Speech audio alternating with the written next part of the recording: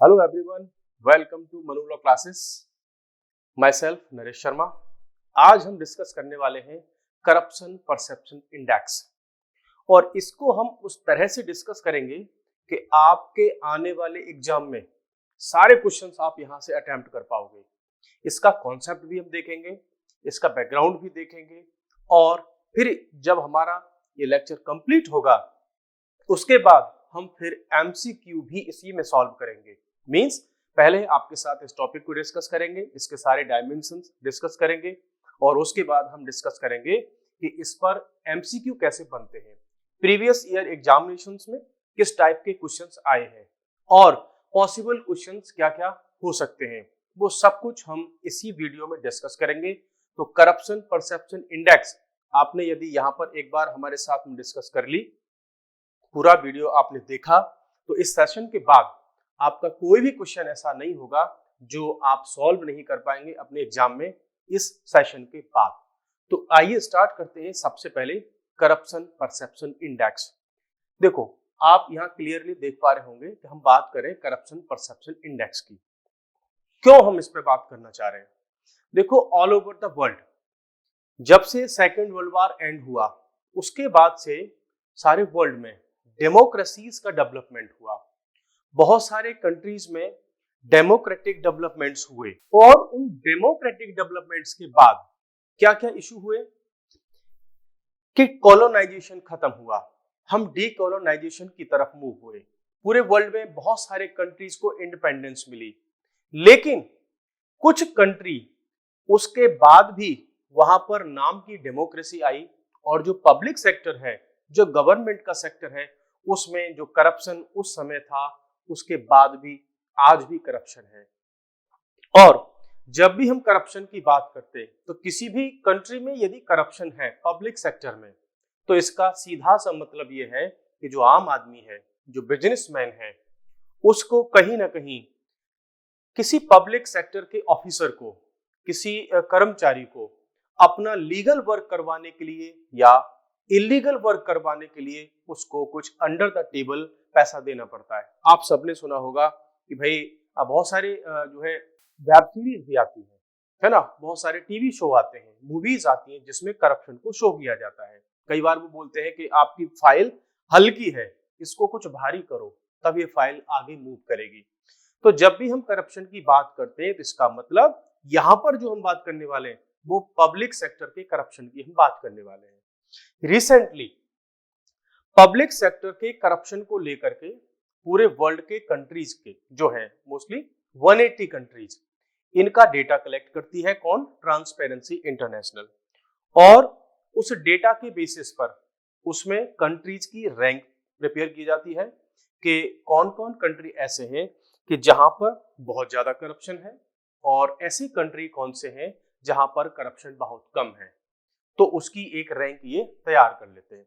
तो फिलहाल के इस परसेप्शन में हम अगर देखें तो ये जो करप्शन परसेप्शन इंडेक्स है हम डिस्कस करने जा रहे हैं कि 2023 की जो करप्शन परसेप्शन इंडेक्स है उसमें क्या हमको मिला है, इसके क्या क्या आउटपुट्स रहे.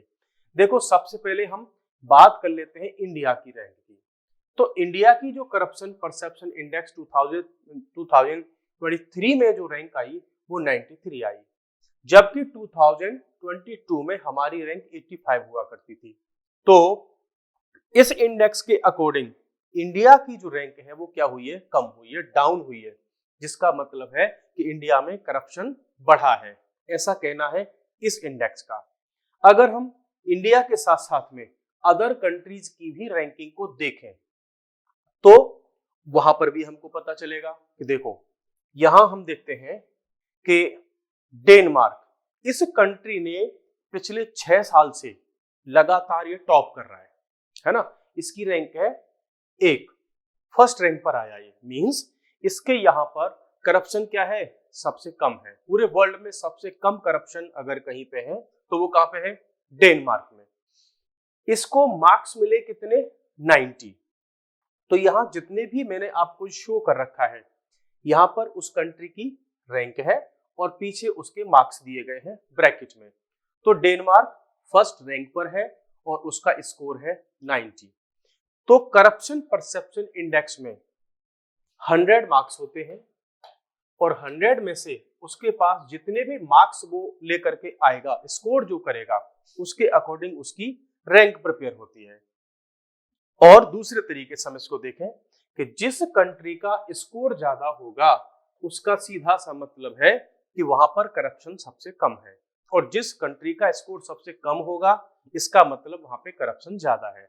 ये ऐसे ही है जैसे जब आप एग्जाम देने जाते हैं, एग्जाम के बाद जब रिजल्ट आता है तो मैक्सिमम मार्क्स में से आपको कितने मार्क्स मिले, आपको जितने ज्यादा मार्क्स मिलते हैं उससे ये आइडिया लगता है कि ये जो स्टूडेंट है ये बहुत ज्यादा होशियार है, इंटेलिजेंट है, कैपेबल है, एबल है। वैसे ही करप्शन परसेप्शन इंडेक्स में भी स्कोर के बेसिस पर डिसाइड किया जाता है कि जिसका स्कोर ज्यादा उसके यहाँ करप्शन कम है। इसका मतलब वो कंट्री करप्शन के मामले में क्लीन है। तो डेनमार्क टॉप किया। जब भी क्वेश्चन आते हैं तो ऐसे क्वेश्चन आते हैं कि किस कंट्री ने भाई इसमें टॉप किया, ठीक है। अगर हम सबसे खराब की बात करें तो वो है हमारे पास में सोमालिया, जिसका जो करप्शन है सोमालिया में पूरे वर्ल्ड में सबसे ज्यादा करप्शन है। इसको बेचारे को स्कोर मिला है मात्र 12, ठीक है। अभी और भी रैंक हम देख लेते हैं। फिनलैंड की बात करें तो 2nd रैंक पर आया है, और न्यूजीलैंड की बात करें तो ये 3rd रैंक पर आया है। इट मींस यहाँ का जो गवर्नमेंट सेक्टर है, यहाँ के जो गवर्नमेंट के ऑफिसर्स हैं वो करप्शन कम करते हैं बाकी कंट्रीज के कंपैरिजन में, ठीक है। इसका स्कोर 85 है, उसका 87 है। अब कम से कम आपको इतना तो याद रखना होगा कि वर्ल्ड के टॉप 3 कंट्री कौन कौन से हैं जहां पर करप्शन सबसे कम है। तो डेनमार्क, फिनलैंड और न्यूजीलैंड, ये दोनों ही यूरोप में है, और ये आपको पता होगा कि ऑस्ट्रेलिया के पास में है ये न्यूजीलैंड, ठीक है। अच्छा, इंडिया की अगर हम बात करें तो इंडिया की रैंक हमारे पास में है 93 और इंडिया का स्कोर है 39। मात्र 39 मार्क्स हमको मिले हैं आउट ऑफ 100 में से, जबकि लास्ट ईयर हमारे पास में 85 रैंक थी और 40 मार्क्स थे हमारे पास में, ठीक है। चाइना, अपने पड़ोसी बदमाश की बात कर लेते हैं भाई, तो इसकी रैंक है 76, मींस इंडिया से तो कम करप्शन है इस इंडेक्स के अकॉर्डिंग। इसका स्कोर है 42। लास्ट ईयर 65 थी इसकी रैंक, और जो है 45 इसके पास मार्क्स थे। इसका मतलब चाइना में भी लगभग वही सिचुएशन है जैसे इंडिया में भी डिक्लाइन हुई है। पाकिस्तान की बात कर लें, अपना पड़ोसी बदमाश भाई, अपना बदमाश छोटा भाई है, इसकी रैंक है 133, स्कोर है मात्र 29। तो इंडिया में और पाकिस्तान में जो स्कोर है करप्शन परसेप्शन इंडेक्स का, उसमें हमसे बहुत पीछे है। 10 नंबर का 10 मार्क्स का क्या है डिफरेंस है। लास्ट ईयर इसका स्कोर जो था वो 27 था। तो यहां से हमको देखने को मिल रहा है कि पहले इसकी जो रैंक थी 140 थी और इस बार 133 है। तो यहां से देखने से लग रहा है कि पाकिस्तान में करप्शन कम हुआ है, ऐसा एक मैसेज यहां से जा रहा है। अब हम इसमें अदर जो की पॉइंट्स हैं उनको भी देख लेते हैं कि क्या क्या आपके मतलब के पॉइंट्स हैं। कि ये जो इंडेक्स है करप्शन परसेप्शन इंडेक्स, देखो ये कैसी इंडेक्स है, एनुअल इंडेक्स है। जब भी आप किसी भी एग्जाम के लिए इंडेक्स पढ़ें तो आप देखें कि उसको मींस एनुअली रिलीज किया जाता है या उसको 2, 3, 4, 5 कितने ईयर्स में उसको रिलीज किया जाता है, तो ये हमेशा याद रखें। दूसरा, उसको रिलीज कौन करता है, तो करप्शन परसेप्शन इंडेक्स को रिलीज करती है ट्रांसपेरेंसी इंटरनेशनल। आप इसको ऐसे लर्न कर सकते हैं कि करप्शन कम होता है ट्रांसपेरेंसी से, मींस जिस कंट्री में ट्रांसपेरेंसी ज्यादा होगी वहां पर करप्शन क्या होगा, कम होगा। तो हमको भी क्या करना होगा, इंडिया में करप्शन को खत्म करने के लिए ट्रांसपेरेंसी लेकर के आनी होगी। ट्रांसपेरेंसी इंटरनेशनल क्या है, अभी भाई इसको जब ये रिलीज कर रही है तो ये क्या है, क्या कोई यूएनओ की एजेंसी है, क्या किसी गवर्नमेंट की एजेंसी है, नहीं। ये ट्रांसपेरेंसी इंटरनेशनल एक ग्लोबल सिविल सोसाइटी ऑर्गेनाइजेशन है, मींस एक प्राइवेट ऑर्गेनाइजेशन है जो कि कहां की है, जर्मनी की, और इसका हेडक्वार्टर है बर्लिन में। इसने जब से 1995 से, कब से स्टार्ट किया इसने, 1995 से जब से इसने ये करप्शन परसेप्शन इंडेक्स स्टार्ट की तब से लेकर के पूरे वर्ल्ड में इसका दबदबा है कि भाई ये जो एजेंसी है वो अच्छे से क्या करती है, ये इंडेक्स वगैरह रिलीज करती है, ठीक है। तो तब से इसका दबदबा है। 180 कंट्रीज को फिलहाल ये करती है, 180 कंट्रीज एंड टेरिटरीज को। अभी तक तो इसमें इतने ही कंट्रीज का डेटा ये लोग कलेक्ट करते हैं। तो इसका स्कोर जो अभी मैंने आपको बताया कि सपोज करो कि ये इसके पास का एक स्कोर का रैंक है। अगर किसी कंट्री को 0 मार्क्स मिल रहे हैं और किसी को 90 मार्क्स मिल रहे हैं तो इसी के अकॉर्डिंग इसकी रैंकिंग प्रिपेयर की जाती है। तो जिसको सबसे कम मार्क्स मिले इसका मतलब करप्शन बहुत ज्यादा है उसके यहाँ पर, जिसको सबसे ज्यादा मार्क्स मिले उसका करप्शन क्या है, कम है। तो इस प्रकार से 0 से लेकर के 100 के स्केल पर इसको कैलकुलेट किया जाता है। 0 ये बताएगा कि सबसे कम है और 100 बताएगा कि करप्शन जो है 0 बताएगा कि करप्शन सबसे ज्यादा है और 100 ये बताएगा कि करप्शन सबसे कम है। इसको अगर मैं उल्टा कर दूं तो 0 ये बताएगा कि उस कंट्री में ट्रांसपेरेंसी सबसे कम है और 100 ये बताएगा कि उस कंट्री में ट्रांसपेरेंसी सबसे ज्यादा है, इसीलिए तो वहां पे करप्शन कम है। दूसरे वर्ड्स में हम देख सकते हैं। अब ये हमको एक बात हमारे माइंड में आनी चाहिए, यार ये जो करप्शन का इंडेक्स का जब ये डेवलपमेंट करते हैं, उसका डेटा प्रिपेयर करते हैं, इनके पास डेटा कहां से आता है, किस बेसिस पर ये उसको डेवलप करते हैं? तो इसके पास में 13 एक्सटर्नल सोर्सेज हैं जहां से ये डेटा कलेक्ट करते हैं, जिसमें जैसे आपका वर्ल्ड बैंक हो गया, वर्ल्ड इकोनॉमिक फोरम हो गया, है ना, बहुत सारी प्राइवेट रिस्क और कंसल्टिंग कंपनीज होती हैं, बहुत सारे थिंक टैंक होते हैं, वहां से ये डेटा कलेक्ट करता है। ठीक। और एक बड़ी सी बात आपको यहां पर देखने को जो मिलेगी वो ये है कि इसका जो स्कोर है, जो इसमें स्कोर मिलता है वो एक्सपर्ट्स और बिजनेस पीपल का ओपिनियन होता है इसमें। मींस जो एक्सपर्ट्स हैं, थिंक टैंक्स हैं, उनके ओपिनियन और जो बिजनेस पीपल हैं उनके ओपिनियन। इट मींस इसमें पब्लिक के क्या व्यू हैं इसको काउंट नहीं किया जाता, इसमें आपको ध्यान में रखना होगा। तो पब्लिक, ये जो करप्शन परसेप्शन इंडेक्स है उसमें पब्लिक क्या कह रही है इस बात से इनको मतलब नहीं होता। ये सीधा सीधा जो है डेटा, अपना जो रैंक है वो सब किसके बेसिस पर बनाते हैं, जो एक्सपर्ट्स के व्यूज हैं और जो बिजनेस पीपल के व्यू है। क्यों? देखो, एक्सपर्ट्स एक एक चीज पर स्टडी करते रहते हैं। जो बिजनेस पीपल है, सपोज करो इंडिया में किसी व्यक्ति को 5,000 करोड़ रुपए का इन्वेस्टमेंट करना है, तो वो आया सपोज करो यूरोप की किसी कंट्री से, और उसको अगर अपना प्रोजेक्ट क्लियर कराने के लिए गवर्नमेंट के किसी ऑफिसर को रिश्वत देनी पड़ी, ब्राइबरी उसको देनी पड़ी, तो क्या उसका रिजल्ट होगा? वो क्या बताएगा ऐसे डेटा में कि भाई इंडिया में करप्शन है, वहां पर इजीली काम नहीं हुआ। इसी ऐसे ही डेटा के बेसिस पर करप्शन परसेप्शन इंडेक्स को प्रिपेयर किया जाता है।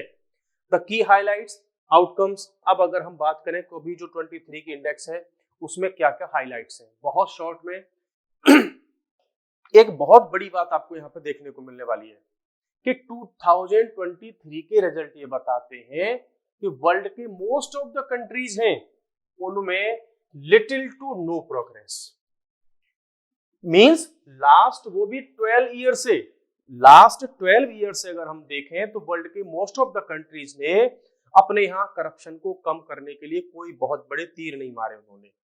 तो पूरे वर्ल्ड में ही क्या है, करप्शन है। पूरे वर्ल्ड का अगर हम एवरेज निकालें, जो एवरेज स्कोर है वो कितना है, 43। मींस जो हमारे 180 कंट्रीज और टेरिटरीज को ये उसमें लिस्ट में अगर काउंट कर रहे हैं तो उसका सीधा सा मतलब ये हुआ कि 180 कंट्रीज को जितने मार्क्स मिले, ठीक है, उसको अगर हम 180 से डिवाइड कर देंगे तो हमारे पास एवरेज आ जाएगा 43।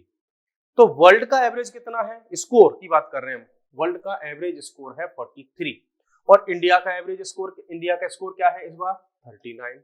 तो कई बार यूपीएससी वगैरह में एग्जाम में क्वेश्चन वो बना देता है कि इंडिया की जो करप्शन परसेप्शन इंडेक्स में रैंक है या उसका जो स्कोर है वो वर्ल्ड के एवरेज से कम है या ज्यादा है, कुछ ऐसे स्टेटमेंट अगर वो बना देगा। तो आप देखो वर्ल्ड एवरेज से हमारा स्कोर कम है या ज्यादा है, हमारा स्कोर देखो कम है, हम 39 एवरेज है जबकि वर्ल्ड का एवरेज है 43। ठीक है, तो ये भी आपको ध्यान में रख लेना है। अच्छा, इस सेशन के बाद जब भी आपको करप्शन परसेप्शन इंडेक्स पढ़नी होगी, आप उस टाइम पर केवल ये देख लीजिएगा कि उसमें रैंक किस किस की चेंज हुई है, बाकी सारे कॉन्सेप्ट में आपको यही इसी सेशन में कंप्लीट कराने वाला हूं। देखो, सीपीआई का ग्लोबल एवरेज मैंने आपको बता दिया, डेनमार्क ने टॉप किया है, पिछले 6 साल से कर रहा है, और सोमालिया वो इस बार किस पर है, लास्ट रैंक पर है। ठीक है, लास्ट रैंक पर कौन है आपका, सोमालिया। ये देखो आप, सोमालिया की जो कंडीशन है, सोमालिया की कंडीशन ये है कि वहां पर इतना करप्शन है कि यहाँ के जो गुंडे, बदमाश, डकैत, टेररिस्ट, और आपने तो सुना होगा सोमालिया के पायरेट्स, जो कि इंडियन ओशियन में, अरब सी में क्या करते हैं, पायरेसी करते हैं। बहुत सारे जो कॉमर्शियल शिप्स होते हैं उनको लूट ले जाते हैं। तो पूरे वर्ल्ड में पॉपुलर है सोमालिया के डकैत, जो शिप्स वगैरह को लूट करके ले जाते हैं। सोमालिया की ये स्थिति है, उनके रहने के लिए मकान वगैरह क्या है, इस तरीके से झुग्गी झोपड़ियां उनके यहाँ बनी हुई हैं। इनके यहाँ करप्शन की ये सिचुएशन है कि जो यूएसए है, यूएन है, यूनाइटेड नेशंस ऑर्गेनाइजेशन, या यूनाइटेड स्टेट्स ऑफ अमेरिका, ये इनको फंडिंग करते, ठीक है, कि भाई इनके यहाँ की गरीबी दूर हो जाए। तो वहां से जो पैसा सोमालिया में आता है और वहां की मिलिट्री को, वहां की पुलिस को, उसको ठीक करने की, उनके लिए इक्विपमेंट्स देने की अगर बात आती है, तो उस पैसे को यहाँ के जो पॉलिटिकल लीडर्स हैं वो बीच में ही खा जाते हैं। जनता तक ना तो फूड को पहुंचने देते हैं यहाँ के जो जो पॉलिटिकल लीडर्स हैं या जो बड़े बड़े ऑफिसर्स हैं, ना ही जो यूएनओ इनको ऐड देता है उसको भी ये वहां तक नहीं पहुंचने देते। तो सोमालिया की सबसे बड़ी प्रॉब्लम है कि यहाँ की जो हायर पॉलिटिकल लीडरशिप है वो सबसे ज्यादा करप्ट है। जनता तक पैसा बिल्कुल पहुंच ही नहीं रहा। पूरे वर्ल्ड से इनके पास में पैसा पहुंचता है, हेल्प पहुंचती है, असिस्टेंस पहुंचता है, लेकिन सब बीच में ये लोग खा जाते हैं। देखो, ये वहां के जो लोग हैं, जो आम आदमी है, वहां का जो कॉमन मैन है, कॉमन जो पीपल है, वो हमेशा सफर करते हैं किसी भी कंट्री में करप्शन की वजह से। तो इन तक तो कुछ पहुंच ही नहीं पा रहा है। बहुत सारी यहाँ की पॉपुलेशन माल न्यूट्रिशन का शिकार है, बेसिक फूड नहीं है, एजुकेशन नहीं है, पानी नहीं है इनके पास में, है ना। बाकी चीजें तो छोड़ ही दो, आज भी ये उस लाइफ में जी रहे हैं जो आज से 100 ईयर्स पहले की हुआ करती थी। बहुत ही बेसिक मिनिमम पर ही अपनी लाइफ को क्या कर रहे हैं, सरवाइव कर रहे हैं। और भी कुछ ऐसे कंट्रीज हैं जहां पर बहुत ज्यादा करप्शन है। देखो, आप देख लो वेनेजुएला। ये वेनेजुएला वही है कि अभी कुछ समय पहले इसकी न्यूज आती थी कि यदि आपको मार्केट से 1 kg चीनी, शुगर लेने जाना है, तो हो सकता है आपको 10 kg नोट लेकर के जाने चले, करेंसी लेकर के जानी पड़े। मींस इन्फ्लेशन वहां पर इतना ज्यादा हो गया। तो देखो, जब करप्शन बढ़ता है तो लोग जो होते हैं, जो करप्ट पीपल होते हैं, उनके पास में बहुत पैसा आता है। अब जिसके पास में अंधाधुंध पैसा है वो कैसे भी खर्च कर सकता है। तो भाई वो तो टमाटर को 500 रुपए किलो भी परचेज कर लेगा, हुई ना बात। तो ब्लैक मनी जहां पर होती है वहां करप्शन होता है, और जहां करप्शन होता है वहां पर ब्लैक मनी होती है। ठीक है, तो वेनेजुएला हो गया, सीरिया हो गया, साउथ सूडान हो गया, यमन हो गया। ये यमन वही है जहां पर यमन के हुथी रिबेल्स हैं, वो अटैक कर रहे हैं बार बार इसमें, रेड सी और इसके आसपास के रीजन में। ठीक है, चलिए, द रैंक ऑफ इंडिया 93। और भी हमारे पड़ोसी हैं, देखो मालदीव्स, उसकी भी 93 रैंक है, कजाकिस्तान की भी 93 है, और लिसोथो की भी क्या है, 93 रैंक है। तो हमारे बिल्कुल देखो, मालदीव जिससे हमारा पंगा चल रहा था, है ना, उसकी भी रैंक कितनी है। और ये मैंने आपको दोनों बता ही दिए थे कि पाकिस्तान और चाइना की क्या क्या हमारे साथ में कंपैरिजन में रैंक है। अब जितना हमने पढ़ा, अब उस सब को हम क्या कर लेते हैं, क्वेश्चंस आंसर्स की फॉर्मेट में उसको हम रिवाइज कर लेते हैं कि क्या क्या पॉसिबल क्वेश्चंस इसमें पहले आ चुके हैं इस रैंक से। उन सारे क्वेश्चंस को हमने यहाँ पर ऐड कर लिया है। एक एक करके क्वेश्चंस को फटाफट से रिवाइज कर सकते हैं हम। और आपको अगर स्पीड बढ़ानी है तो आप फास्ट फॉरवर्ड करके भी इसको देख सकते हैं। What is the corruption perception index? क्या है ये corruption perception index? Assessing the perceived levels of corruption in countries. तो कंट्रीज में जो परसीव्ड लेवल ऑफ करप्शन है, ये उसका क्या करते हैं, असेसमेंट करते हैं। आंसर हमारा बी हो जाएगा। ठीक है, नेक्स्ट की तरफ हम चलते हैं कि how often is the corruption perception index released by the transparency international. आप सबको अभी थोड़ी देर पहले ही हमने डिस्कस किया था कि करप्शन परसेप्शन इंडेक्स एनुअली क्या की जाती है, रिलीज की जाती है। तो ये क्वेश्चन भी हमारा यहाँ पर करेक्ट हो गया, है ना।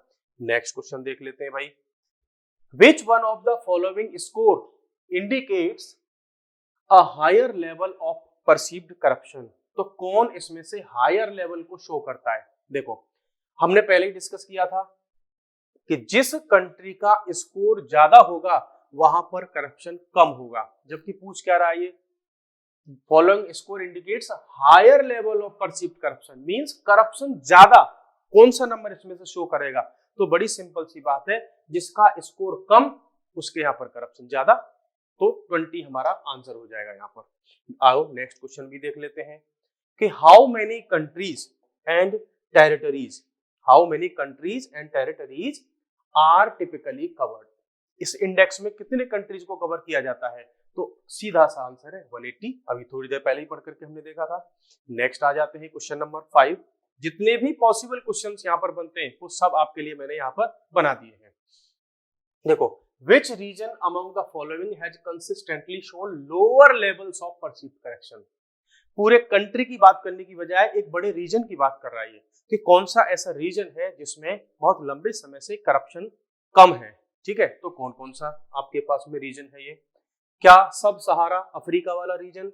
ये देखो, सब सहारा अफ्रीका, उसके आसपास का जो रीजन है, ठीक है, उसमें न तो डेवलपमेंट ज्यादा हुआ है और ना ही वहां पर डेमोक्रेसी ज्यादा है, तो इसलिए वहां पर करप्शन तो हमेशा ज्यादा ही है। ईस्टर्न यूरोप की अगर हम बात करें, हाँ ठीक है, थोड़ा सा ठीक है, किसके कंपैरिजन में?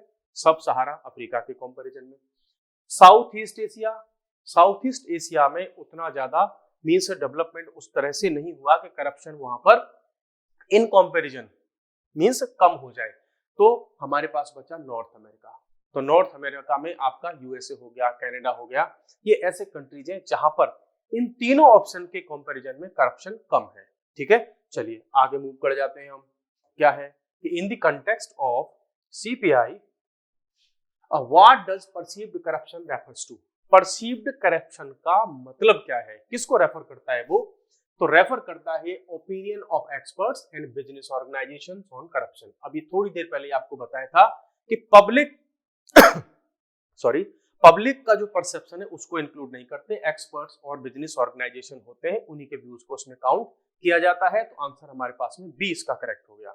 चलिए और देख लेते हैं, which sector is primarily evaluated in corruption perception index में? कौन से सेक्टर की हम बात करते हैं? Education, health care, public sector, private sector? Simple सी बात है, हम पब्लिक सेक्टर की बात कर रहे हैं, गवर्नमेंट सेक्टर की बात कर रहे हैं, उसी में करप्शन को हम यहाँ पर असेस कर रहे हैं। नेक्स्ट क्वेश्चन पर आ जाते हैं। What organisation publishes the corruption perception index? कौन सी ऑर्गेनाइजेशन है? Which organisation? तो आपको क्लियर पता है कि ट्रांसपेरेंसी इंटरनेशनल यही बनाती है इस करप्शन परसेप्शन इंडेक्स को। ठीक है, नेक्स्ट आ जाते हैं। How are countries in the corruption perception index ranked? कैसे इनको रैंक किया जाता है? अल्फाबेटिकली? कोई मतलब नहीं भाई। Based on economic indicators? ना। By their CPI scores? बिल्कुल। करप्शन परसेप्शन इंडेक्स में उनका स्कोर क्या है, इसके बेसिस पर उनकी रैंक प्रिपेयर की जाती है लोएस्ट टू हायर की तरफ। आइए और बढ़ जाते हैं अपन। What factors may contribute to a country's improved ranking on the corruption perception index? तो किससे कंट्री की रैंक जो है इंप्रूव हो सकती है? ऐसा क्या किया जाए कि कंट्री में करप्शन कम हो जाए और उसकी रैंक बढ़ जाए? क्या कर सकते हैं हम? Increased media censorship? नहीं, ये तो उल्टा ही हो गया। मीडिया पर सेंसरशिप लगाओगे तो करप्शन बढ़ेगा। Enhanced transparency and anti-corruption efforts? Yes, this is the correct option. कि आप अगर अपने कंट्री में ट्रांसपेरेंसी बढ़ाओगे और क्या करोगे, एंटी करप्शन के जो एफर्ट्स हैं उनको अगर इंक्रीज करोगे तो करप्शन कम होगा। जैसे बहुत ज्यादा मीडिया को फ्रीडम देना और ई गवर्नेंस को प्रमोट करना, टेक्नोलॉजी को जो है लेकर के आना, सिटीजन जो चार्टर्स होते हैं उनको लेकर के आना, स्ट्रिक्ट लॉ लेकर के आना, करप्शन का पनिशमेंट बहुत मींस अच्छा खासा पनिशमेंट कर देना, वो सब क्या करेंगे, करप्शन को कम करेंगे। और एक चीज और है जो करप्शन को कम करेगी, वो है कि हम बच्चों को जो मींस चाइल्ड लेवल्स की जो एजुकेशन होती है, प्राइमरी एजुकेशन होती है, वहीं से अपने बच्चों को हम ऐसी वैल्यूज दें कि वो बड़े होकर के करप्ट ना बने। ठीक है, तो जब हमारी आने वाली जो जनरेशंस हैं वो पहले से ही ऑनेस्ट होंगी तो वो करप्शन नहीं करेंगे। ठीक है, क्योंकि एक प्रॉब्लम जो करप्शन की है वो ह्यूमन वैल्यूज की करप्शन है। ठीक है, आइए आगे बढ़ जाते हैं हम। What was India's rank in the corruption perception index? India की क्या रैंक है? अभी देखी थी 93 रैंक है। चलिए साहब, ये भी आपका सॉल्व हो गया। एक question, in the CPI 2023 what were India score indicating perceived level of corruption. India का स्कोर क्या था इसमें, बता दीजिए। क्लियर है, 39 हमारा स्कोर था, ये भी हमने देख लिया। चलिए आगे बढ़ जाते हैं। Which of the following statements best describes the trend in India's CPI ranking in comparison to the past few years। कि past few years का अगर इंडिया का हम ट्रेंड देखें करप्शन परसेप्शन इंडेक्स में, तो क्या हमारा ट्रेंड रहा होगा।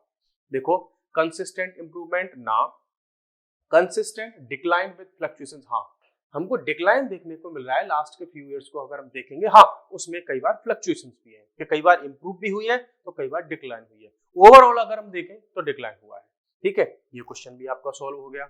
आइए, which one of the following in India is often a key concern when assessing corruption levels in India. जब हम करप्शन को असेस करते हैं तो ज्यादातर ध्यान लोगों का किस पर जाता है, वो एजुकेशन पर नो, हेल्थ केयर पर नो, पुलिस और जुडिशरी। करप्शन पर हमेशा मोस्टली जनता का जो चिंता रहती है वो पुलिस और जुडिशियल सिस्टम, जुडिशरी की यहाँ बात केवल जुडिशरी की नहीं है, वो पूरे जुडिशियल सिस्टम की FIR रजिस्टर्ड होने से लेकर के बीच में इन्वेस्टिगेशन करना, एविडेंस कलेक्ट करना, उसमें बीच में एडवोकेट्स हो गए, गवर्नमेंट एडवोकेट हो गए, और ऊपर तक का जो सिस्टम, फाइनली जब किसी को पनिशमेंट मिलता है या एक्विटल मिलता है, उससे लेकर के पूरा जो हमारा जुडिशियल सिस्टम है उस पर बहुत लंबे समय से क्या उठती रहती है, क्वेश्चन मार्क उस पर लगते रहते हैं। करप्शन की जब बात इंडिया में आती है, ठीक है, आपने देखा ही होगा कि बिना पैसे वैसे के और उसके FIR लिखती तक नहीं है पुलिस, है ना। नेक्स्ट क्वेश्चन है हमारे पास में कि how might an improvement in India's corruption positively impact country. कि अगर हमारी करप्शन परसेप्शन इंडेक्स में रैंक इंप्रूव होगी तो उसका बेनिफिट हमको क्या होगा। ऑप्शन है यहाँ पर देख लो, अट्रैक्टिंग फॉरेन इन्वेस्टमेंट, हाँ बिल्कुल सही बात है कि देखो अगर पूरे ग्लोबल लेवल पर इंडिया की इमेज ऐसी जाएगी कि इंडिया में करप्शन कम है तो लोग इन्वेस्टमेंट तो करने के लिए आएंगे ही। भाई जब सबको पता है कि सोमालिया में बहुत करप्शन है तो अंबानी वहां जाकर के फैक्ट्री थोड़ी लगाएंगे, फैक्ट्री तो कहाँ लगाएंगे जहां उनका पैसा सेफ हो। पता चला कि 4 पॉलिटिशियन मिलकर के पूरा का पूरा उसका जो प्रोजेक्ट का पैसा था सब खा गए तो उसकी तो कंपनी डूब जाएगी। रिड्यूसिंग पॉपुलेशन डेंसिटी, कोई मतलब नहीं, इसका आंसर हमारा वो करेक्ट हो चुका है। ठीक है, एक क्वेश्चन और है, ये क्वेश्चन क्या कह रहा है कि which government bodies and institutions in India are typically assessed in the CPI में, कौन सी गवर्नमेंट बॉडीज और इंस्टीट्यूशन को हम इसमें असेसमेंट में रखते हैं। तो क्या है, ओनली द लेजिस्लेटिव ब्रांच, नहीं, सेंट्रल गवर्नमेंट एजेंसीज है, बिल्कुल ये भी है, both central and state level entities, yes, central से लेकर के स्टेट लेवल तक सबको हम करप्शन में काउंट करते हैं।